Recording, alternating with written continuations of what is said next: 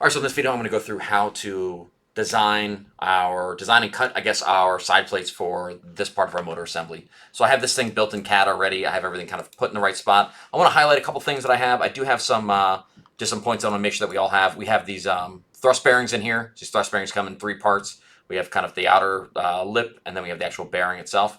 Two of those, and they should be flush with the end of this rect shaft, this kind of hexagonal shaft. And the other side, we're going to have this similar thrust bearing, but only one of the plates with the bearings, but nothing on the other side, because we just we're trying to get really precise. You can see that if we had anything else on there, it would extend past the axle, which is not what we want to do. What we want to do is we want to build two side plates. Actually, let me show you an example of what this might look like. We want to have two side plates that look like this.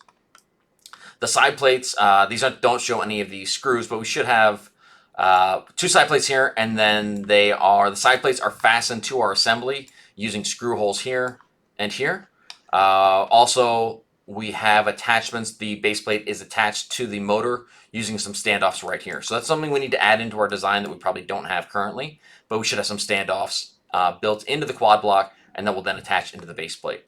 Some additional things, we'll have these little parts connecting the two base plates, the two parts of the drive plates, to just kind of keep them rigid. Otherwise we would only be attaching based on this one axle here, and those aren't enough points of contact to really secure the two parts from one another. So we'll add in some pieces like that. The key geometry, if we're going to make these two things, we really need to think about like what geometry do we need to reference, like what parts of our original design do we need to reference as we're making these side plates. And I'm really thinking about the screw holes that I need. I need to have this screw hole, I need to have this screw hole, like all the ones that go onto the motor mounts. These ones, I could do these now, I could also do these later. I think I'm going to just, I think I'll add these back in later. I think it's a good kind of skill to be able to have, skill to be able to use. But yeah, so let's go through this. I'm going to go back over to my just regular drive base. Things that I want to do first, I want to attach in my standoff. So these are in your box, but they're 27 millimeter standoffs. You can find the SKU, the part number on the plastic piece, or we can also find them on GoBuilda. 27 millimeter standoffs. This is the SKU. So I grab one of those, grab that. I'm going to copy it. I'm going to say insert other documents. I think I already have this set up. So yeah, I'm going to pull this piece in there, check, and I'm going to add four more of these, or four total of these. Okay, so four of those. Real quick, I'm just going to fasten these onto the end here. Yeah, hopefully inserting is not an issue. Just use this SKU, same way we've inserted other parts. Let me know if you have some trouble with that. So I'm just going to fasten these onto the end of the quad block, same as what we've done for many other things. So I'm going to skip that part in the video. All right, so we got that. We have these parts attached. Yeah, so this thing should be directly in line. The end of this should be in line with the axle here. It's going to be off by just a few millimeters, but they are essentially in plane. They're off by just a slight amount, which not really going to affect the movement of our piece. All right, so here's what I want to do. I want to create a sketch that is going to be using this plane. Using this, I want to draw a sketch based on that, and I want to pull on all the relevant geometry into that sketch. So geometry being like some circles or any of that kind of stuff I might want to have in here. Let's see. Oh, I think I already have a mate connector. If I want to do a sketch, remember I need to have a mate connector in here. So we click mate connector, and we can click this endpoint here. Because that is the part that I want to reference in my sketch. I want to draw a base plate on this using this part. So I'm going to say let's see, we're going to create a part in context. The origin point is going to be this. We're going to say check. All right, so now that we're in our parts to do, we can start adding in our geometry in here. So first off, we want to create a sketch. We want to create a sketch along this plane here. And we want to start adding in geometry that we need to include in here. For this one right now, we need to include the center of this axle right here. And then we need to include the four spacers on these other parts. So we're going to hit U. We're going to grab this spacer we're going to grab that axle right there, and then we're going to grab the center of these other spacers over here. You might notice, if you have a close eye, you might see that the part that we're using here, the geometry that we're using, is actually a little bit off the bottom of our spacer, because this lineup isn't 100% perfect, but it'll be close enough, and it won't affect really the movement of our belt, but you might see that kind of discrepancy between the plane of this and the top of those spacers. All right, so we have that in here. We have our sketch included. We're going to start doing our rectangles. We're going to do a rectangle for our drive plate. We're going to do an aligned rectangle. Just because these parts don't seem like they're totally aligned in the XY planes. Like somehow they got a little bit off skew.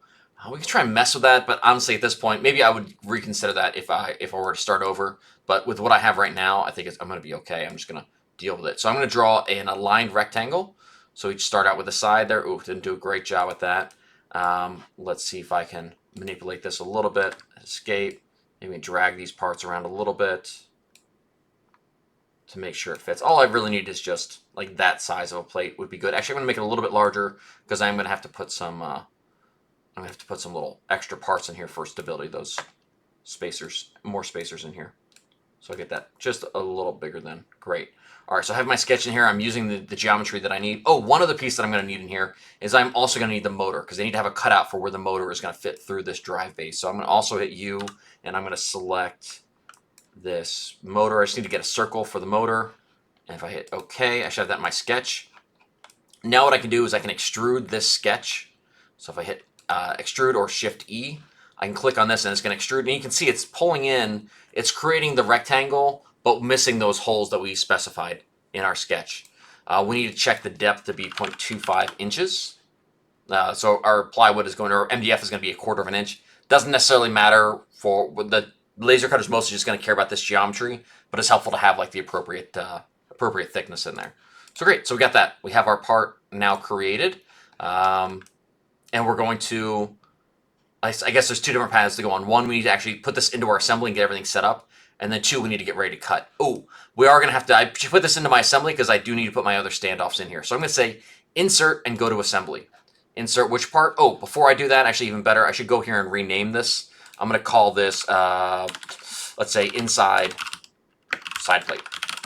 Okay, I'm going to say insert. Which part? We're going to insert that. Okay, now as we get into here, we have our side plate into our the rest of our CAD. The problem that we're facing here is that if I grab this thing and move it, it's inserted, but it's not actually assembled onto here. We can do different things. We can do like a fasten mate to try and make this work. It's going to be a little bit annoying. If we do a fasten mate on here, we could do a fasten mate on here. But what I found is like when you do that, it's going to line up that one hole, but it's not going to line anything else. So what I would do instead is, like, you could probably mess around with some offsets and rotate that a little bit. For me personally, I'm going to use a couple different types of fastens, or excuse me, a couple different types of mates that we may or may not have used in the previous video. So I'm going to actually choose, first I'm going to put it in plane. I think that's the easiest place to start. In plane, I want the top of that to be in plane with, I'm going to say the top of this. All right, so we got that done. We can still slide this thing around, but now that's at least getting a little bit closer to being in the right spot. I can still slide it, but not so close, but not quite there. I also need to do a cylindrical mate, so I'm going to put a cylindrical mate on this, which means it's going to kind of lock it into the circle of this motor. Hit solve. We're getting better.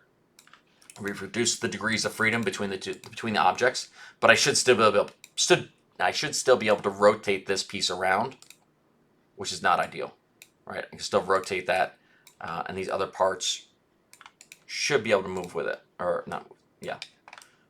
So I also want to throw in a cylindrical mate. I'm going to throw in a cylindrical mate on to these screw heads.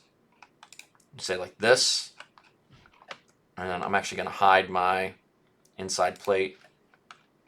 I should choose these two to line up, solve. Escape. So basically I just said I line up two screw holes to be cylindrical mates as well as the motor, and now everything's kind of perfectly aligned. I hope I should be able to look down here and see the threading on my axle. Looks like there's no threading in there, but the point still stands.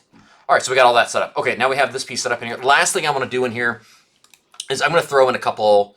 I'm going to throw in a couple of my standoffs that are going to be essentially these parts in here. I had different type. I have some that are thicker like this, and I also have some that are thinner. I'm actually, like, there's some that are just the same size as our axle. I have some of those, and I also have some bigger ones. I'm just going to use this axle in here. I'm going to make a couple copies of this, and I'm going to use this as my standoff. I'm going to use this as my kind of spacer for these two drive plates. I'm going to put these, I think I'll probably just show how to do one of these, and then in the interest of time, and then you can hopefully expand on that to do the other ones. But I'm going to grab this, I'm going to put that on there. So I just planar mated these two together. And then I'm just going to position this. Oh, I don't want to planar mate it. I'm just going to position this I'm going to put it like right over here, kind of on the edge. I just want to have support for this. I think I'm going to put some around all 4 corners. So maybe I'll do that off screen. I'm just using a planar mate just to make sure they're in line with this piece. So I'll do that off screen. All right, so I have all 4 of my standoffs in place here. I could put more. I think maybe I want to have more to deal with any flex. I might have put like 6. I could put 2 in the middle here. But for right now, I think that's going to be enough. All right, so what I need to do is I have those in place now. I want to go back and edit this piece so that it references those, so it has those holes available to us. Okay, so the important point we can do here is we can go back and edit our original piece using these new holes. So what I would do is I'm going to select this piece. I'm going to right click on it. I'm going to say edit. I think maybe I could maybe do update context 1, or we could also create a new context, just kind of like what are the parts around it. Let's try I was going to do edit with create a new context. Let's try update context. We can update that, and then let's edit in context 1, because I think that will now show us all the new parts. If we didn't update it, it wouldn't have these new pieces in there. So let's see, what do I want to do here? I think I want to go into my sketch. Let's go in and I want to edit this, and I'm going to hit U and grab in this geometry as well, grabbing all 4 of these holes. I think if I do all this correctly, remember if we have to update our extrusion as well. But now we have all those in there. That should be good.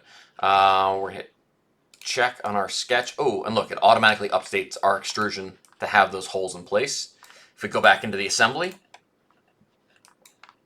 we should see those holes are now in place for us. Great. A couple things we could do in here.